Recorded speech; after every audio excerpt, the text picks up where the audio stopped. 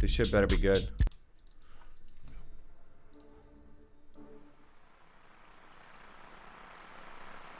This shit good.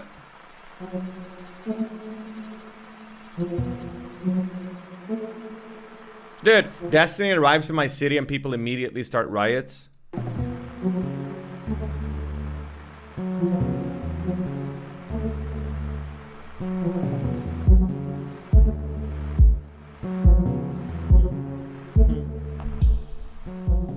In early 2007, this silent black and white video was uploaded by a user on a conspiracy and UFO-centric forum called Above Top Secret. The user claimed the video depicted a disc-shaped UFO outmaneuvering a fighter jet somewhere off the coast of Mexico in the mid-2000s.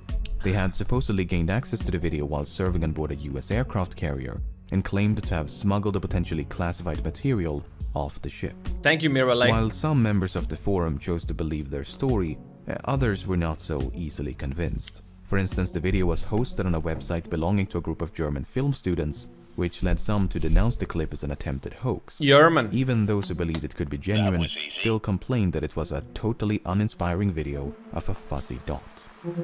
Cows are amazing. Thank you for the 23 months. Welcome back. Hello there, Team Trum. What's up? Over a decade later, this long-forgotten video suddenly resurfaced as part of an article by the New York Times. Hello, The Comic video Con. was now linked to a secret Can you guys just... Everyone wants me to say hi back to them all the time, and I gotta try to find, like, empty slots in the video where I can fill my voice in. Guys, I see you, okay? I see you. You're all very precious, alright? program and was even corroborated by a credible eyewitness. What had initially been dismissed as a hoax turned out to be real. The video was said to depict a genuine encounter between US Navy. Then they take me with the people sad 1 minute later, and they go, ignored as always, I guess. Anyway, whatever. Jets and some sort of unidentified craft. A second black and white video of a similar yet completely separate incident was also featured at the beginning of the article, except this one had sound. Click.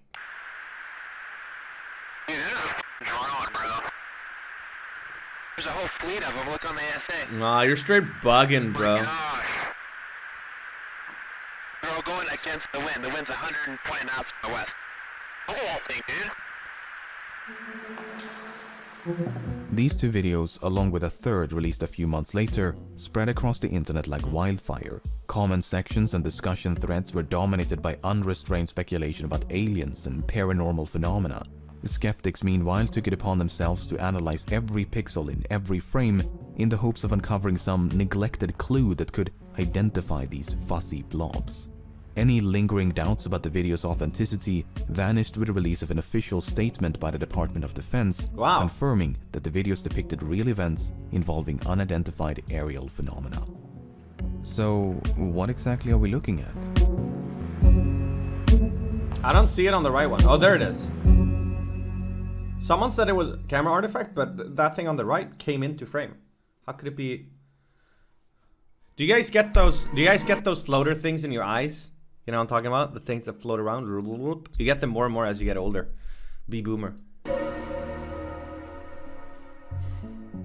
The first video was recorded off the northwestern coast of Mexico in late 2004. The story behind it has been recounted by more than a dozen naval officers, and it goes like this. You also get, sorry. You also get less and less deja vu as you get older, which I can also attest for. In early November of 2004, a naval strike group led by the aircraft carrier the USS Nimitz was conducting deployment exercises about 100 kilometers southwest of San Diego. Operation Nimrod. Starting around the 10th of November, radar technicians aboard a guided missile cruiser, the USS Princeton, were puzzled by a series of unidentified radar tracks near San Clemente Island.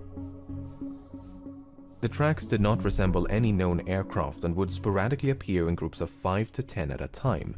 Suspecting a malfunction of some sort, the recently upgraded Spy-1 radar system was taken offline and recalibrated.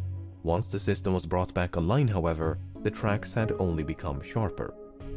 Oh, shit! Among those on board were Senior Chief Operations Specialist Kevin Day, who was an expert on the Spy-1 radar system and had 18 years worth of experience at the time of the incident. It just wasn't as Day. Day observed firsthand how these unknown targets alternated between slightly strange and physics-defying maneuvers. Sometimes a cluster of tracks would appear out of nowhere and slowly drift south.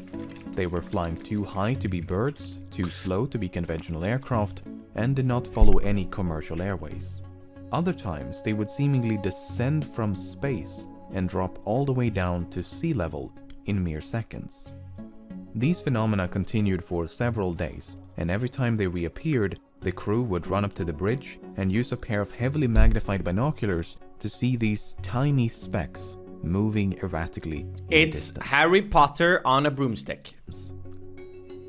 If you've nothing constructive to say, On the morning of please, November man, the shut the 14th, fuck up. the crew on board the USS Nimitz were gearing up for a scheduled air defense exercise. They had not yet been informed of the unusual returns picked up by the Princeton. Grab onto It was the a thing of the 4 cloudless months. day, and the sea was calm as pilots took to the skies. One Harry of them was Potter. Lieutenant Colonel Douglas Kurth, who was flying a single-seat FA-18 fighter jet do you when he was mean, contacted by the pig? Princeton. He was instructed to investigate an unknown target approaching from the south. The Princeton also wanted to know if he carried any weapons, to which the answer was no. Kurth made his way to the specified training coordinates but did not pick up anything on sensors. As he looked down towards the ocean, however, his attention was immediately drawn towards a turbulent patch of water. Kurth claims to have seen a roundish disturbance on the ocean, which appeared as though something was submerged just below the surface. It Mermaids! reminded him of a submarine or ship slowly sinking into the ocean. The Nimitz strike group did include a nuclear-powered submarine named the USS Louisville. The Louisville was in the vicinity when Kurth made his observations, so the churning may indeed have been caused by a submerging submarine. Zeus! If not, Thank then you. whatever was in the water managed to evade detection by the Louisville's extremely sensitive sonar. Kurth was soon joined by a squadron of 2 tandem-seated F-18s, the lead aircraft of which was piloted by Commander David Fravor. Much like Kurth, Fravor claims to have seen a disturbance on the ocean, which he described as having a vaguely cross-like shape. He thought it resembled a downed airliner and described its size as much larger than a submarine. While Kurth eventually circled back for the Nimitz, Fravor and his wingman decided to get a closer look. Come back to the Nimitz. As they began their descent, they noticed a white, capsule-shaped craft moving erratically above the disturbance. Dude, it's Airbuds. At first, they thought it could be a AirPods. helicopter, but there were no rotor blades. In fact, it was perfectly smooth. No markings, no exhaust, no protrusions of any kind. The UFO appeared to maintain a consistent altitude, but made rapid lateral movements with no visible means of propulsion. Big Tic Tac. According to Fravor, it was a bit smaller than an F-18 and resembled a giant mint of Tic Tac. Ah. As Fravor continued to descend, his wingman decided to maintain altitude and kept watching from above. Flying in a spiraling downward motion, Fravor was getting closer and closer until suddenly the UFO realigned its axis and began to climb at an incredible rate of speed. Both of them were now flying in a circle. The UFO was coming up while the F-18 was going down. In an effort to close the distance between them, Fravor made a final aggressive turn before the UFO rapidly accelerated up to hypersonic speed and disappeared in a matter of seconds. Later. As they looked down towards the ocean, it was now perfectly calm. So it moved in relation to the way he moved. It's some kind of optical illusion. Okay, but what about the video? Well, so Fravor and his wingman made it back to the Nimitz. They landed and ran into a different flight crew preparing to head back out. They told them what they had seen and to be on the lookout for anything out of the ordinary. Soon thereafter, another tandem-seated F-18 took to the skies. This time, it was outfitted with an advanced targeting forward-looking infrared camera system. This ATFLIR pod is controlled by the weapons systems operator seated behind the pilot, and the backseater of Underwood. the front was Lieutenant Chad Underwood. A few minutes after departing the Nimitz, Underwood detected something on his radar. The unknown target was directly ahead, a few tens of kilometers away. The target's behavior was erratic and unpredictable. Its altitude and airspeed were in constant flux. According to Underwood, it simply did not abide by the known laws of physics. At some point, Underwood managed to get a lock on the target with the ATFLIR camera, and this is when the much publicized video was recorded. Oh. At the beginning of the video, we see a UFO being tracked in infrared. Underwood then switches to visible light, revealing an out-of-focus, rounded mass in the distance. He then switches back to infrared and alternates between two different zoom levels on multiple occasions. It doesn't look as round in Not much infrared. happens until the very end of the video, when the UFO suddenly disappears off to the left-hand side of the screen. Later. As the target was too far away to be seen with the naked eye, neither Underwood nor his pilot ever made visual contact. The Princeton continued to detect anomalous radar tracks for at least 2 more days, and according to Senior Chief Day, they eventually disappeared near the Mexican island of Guadalupe. Explain? Okay. I'll explain them both fast for you. Fuck. Wow, how do you do that? Magic. There you go, chat.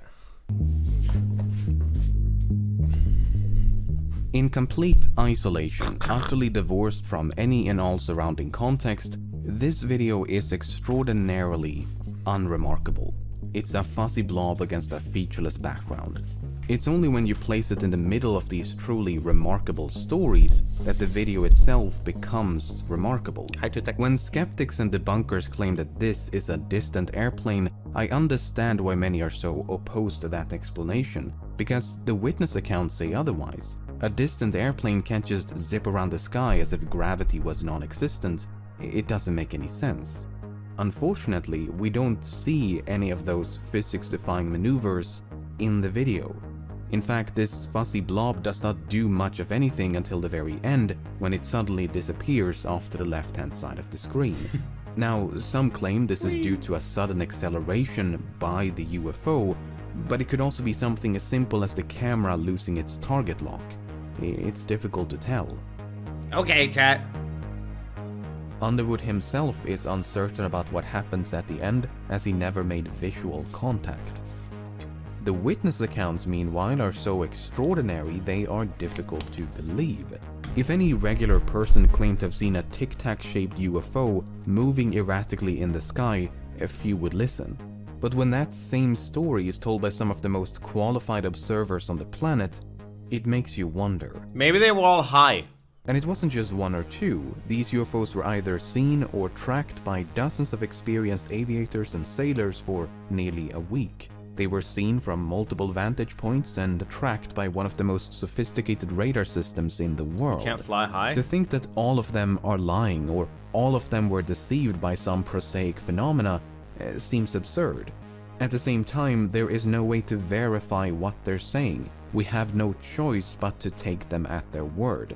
We don't have the radar data, the radio communication logs, nor any corroborating evidence. Well, except for this pixel-deficient footage, I guess. Some of the witnesses claim there was actually a much longer and much higher resolution video than the one we see today. They claim to have seen this video on board the Princeton, and that the shape of the UFO was perfectly clear as it violently maneuvered around the screen. What's interesting about this claim is that when the video was first leaked online back in 2007, the anonymous leaker claimed they had 4 different versions of the video in their possession. 2 of them were said to be shorter, but the 4th was said to be twice as long and supposedly showed more UFO movement. Unfortunately, this extended version has never seen the light. Why wouldn't he release it and have someone help him get it to play? And the aliens hacked it. If some of the witnesses are to be believed, it likely never will. You see, on the evening of November the 14th, all the footage and data from these events were supposedly erased. Witnesses claim that 2 men arrived via helicopter who then collected the relevant data before having all the tapes and hard drives wiped clean. Witnesses from both the Nimitz and Princeton recall such a visit. And then they brought it back to Area 51. That nothing like it had ever happened before. This has understandably led to speculations of some sort of cover-up, that these sightings were that of top-secret military drones or aircraft. While the US military is undoubtedly experimenting with all kinds of cutting-edge technology, that is so cool. It is difficult to believe they possess gravity-defying, hypersonic flying tic-tacs. If so, they would possess technology so far beyond anything known to the public, it would be akin to magic. And this was back in 2004. Don't get me wrong, 2004 was a magical time compared to current year. but it was still aggressively 2004. Flat ball! From a disc to a ball right before your eyes. Catch it, flatten it, and let it fly! Well, you solved it. This is what it was. Flat ball! I really don't know what to make of this story. So yeah, I recently learned that in never mind. After reading, Pago. watching, and listening to so many interviews with the people who were there, I'm left with a distinct impression that they're telling the truth. I'm not gonna bother. The video, on the other hand, does little to support their claims. Sure, this fuzzy blob may be unidentified, but it's not unexplainable. Check Pago.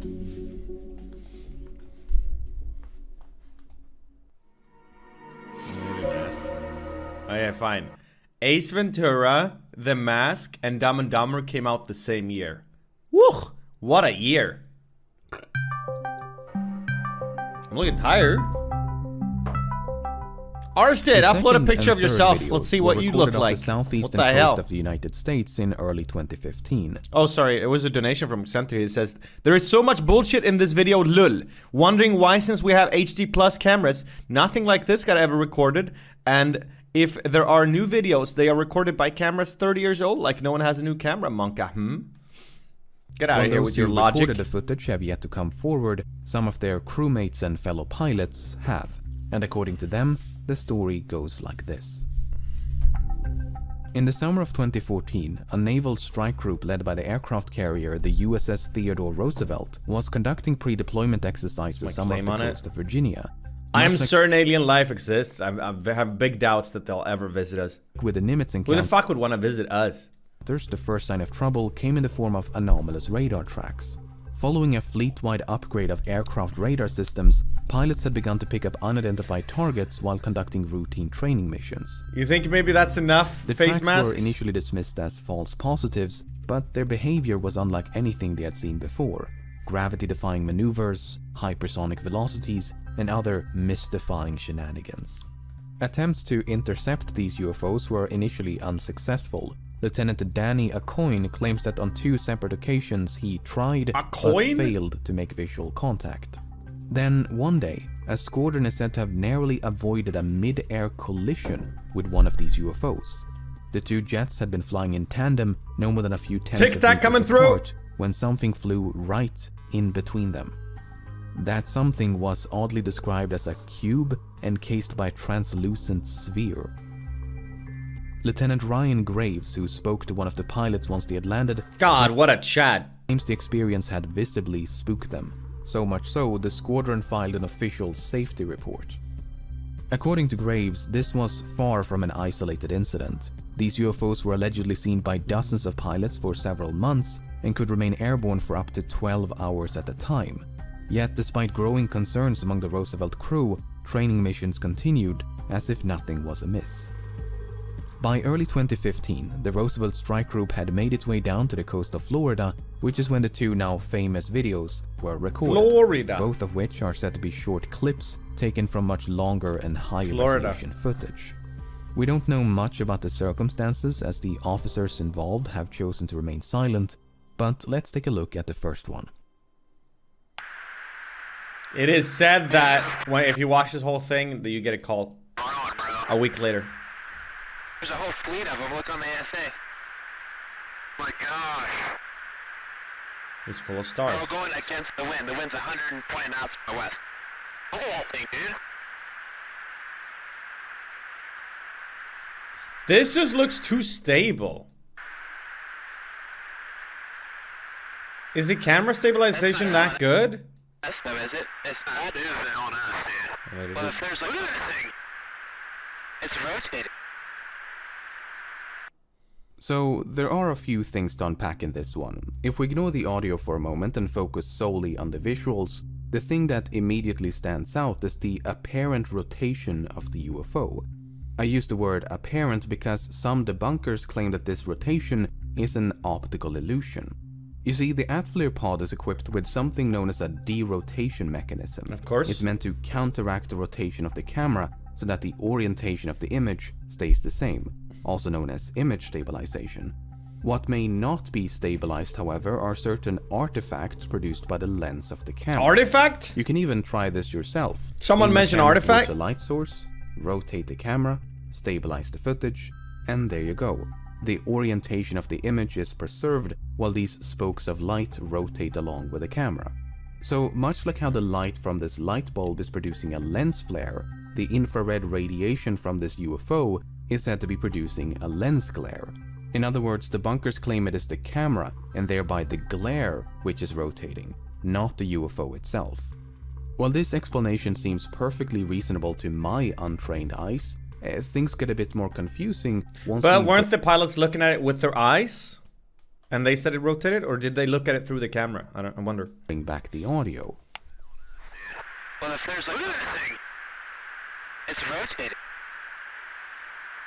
If this rotation is merely the result of image stabilization, Aha! why I'm would a genius! the two pilots fail to recognize it as such? Surely they, if anyone, would know what that looks like. And they're not alone. Both Lieutenant Graves and Acoin believe it is the UFO which is rotating. Furthermore, an expert on the ATFLIR system has very plainly stated that this is not an optical illusion. But this is not the only puzzling comment made by the two I don't see how the rotation is a huge deal, regardless. pilots.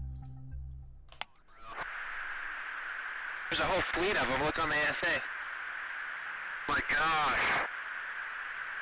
What in tarnation? The wind's 120 knots from the west. So the radar is supposedly detecting a whole fleet of UFOs, which are all traveling crosswind. I mean, if what we're looking at is something prosaic, like the blooming exhaust of a jet engine, these comments don't make a whole lot of sense. They're coming to probe your I would ass, love chat. to hear what these two pilots have to say if they ever decide to come forward. Until then, all we can do is speculate.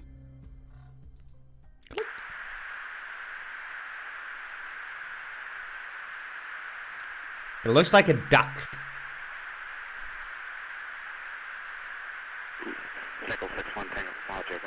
Damn, that.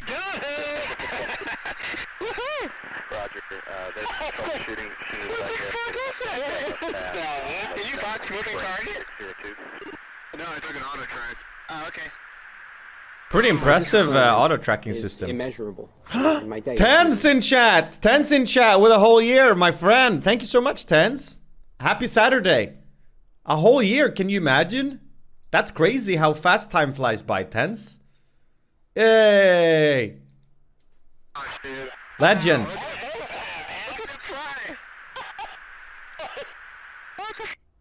This video may seem very striking at first, but it is arguably the least interesting of the three. Why? Once again, let's ignore the audio for a moment and focus solely on the visuals. Unlike the previous two, the Doesn't it look really, really small here? UFO in this one is colder than its surroundings, so the ocean below is radiating more heat than whatever this is. It may look as though the UFO is traveling at high speed, but this is likely the result of parallax. In short, aircraft go fast, camera fixed on not so fast UFO, UFO appear to go fast.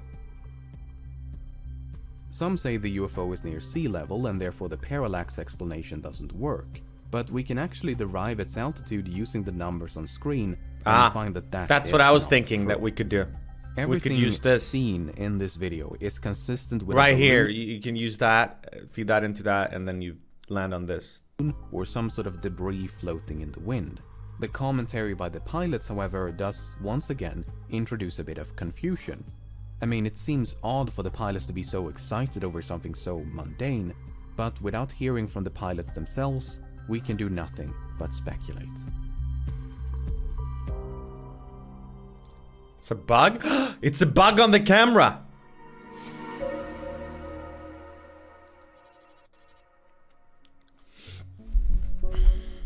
The person responsible for Straight making these bugging, videos dude. available to the public is a man named Lou Elizondo.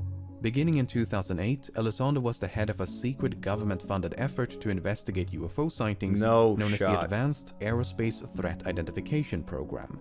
By late 2017, however, Elizondo had grown so disillusioned with the government's lack of interest in the program's efforts that he decided to resign. Damn. In his resignation letter, Elizondo writes that certain individuals within the government are staunchly opposed to UFO research, that inflexible mindsets and political contention essentially prevented him from doing his job. He portrays the government as virtually unconcerned about an issue which he believes could pose a threat to national security. Because they are the so aliens. much so that he felt it necessary to resign in protest.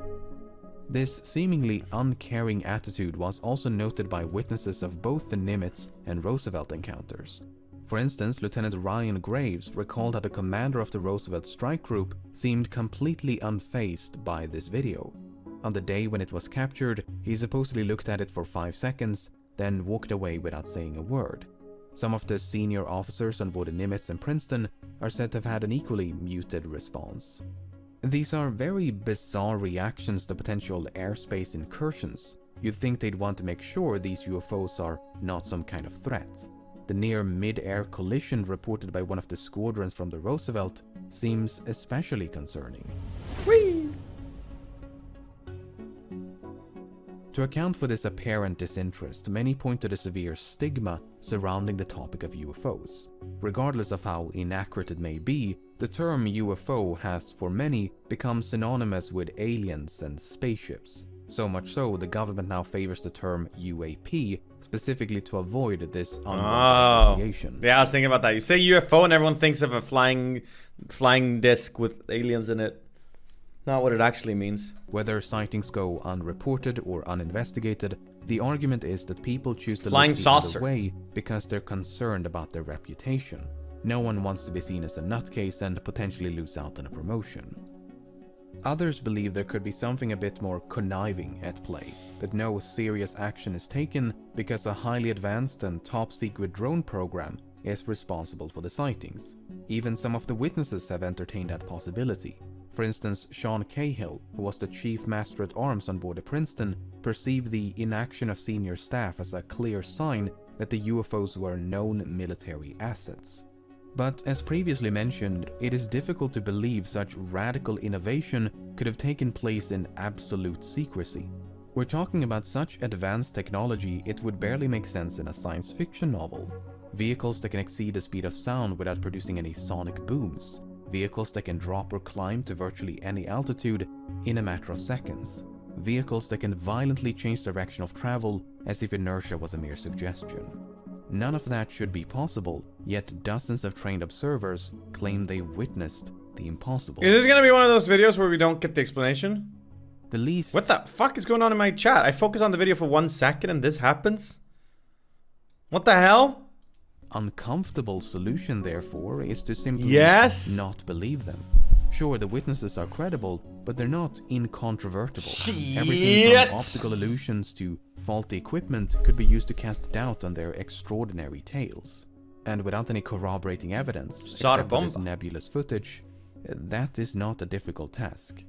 As such, many government officials may not seem concerned because they genuinely believe there is nothing to be concerned about. Nothing here! No, I'm not doing 6 hours stream today. Personally, I'm left feeling very conflicted. On the one hand, I find the witness accounts quite compelling. On the other, I find this grainy trilogy of dots in the sky somewhat underwhelming. Sure, the videos are fascinating, but they're also far too ambiguous to provide any decisive answers. I highly recommend that you seek out and listen to some of the witness accounts. The truth is out there. Wake up, sheeple. So that you can judge for yourself. This is very much a developing situation. By the time you watch this video, chances are more information will have been released. According to Elizondo, the Nimitz and Roosevelt encounters are just the tip of the iceberg. Sightings by military personnel are said to be commonplace.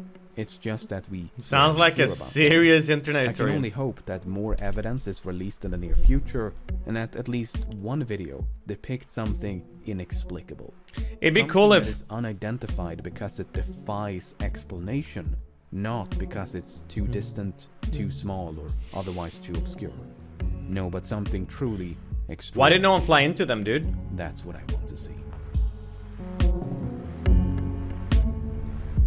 They're coming for us, chat. As a matter of fact, they're already here. Hey, Joe.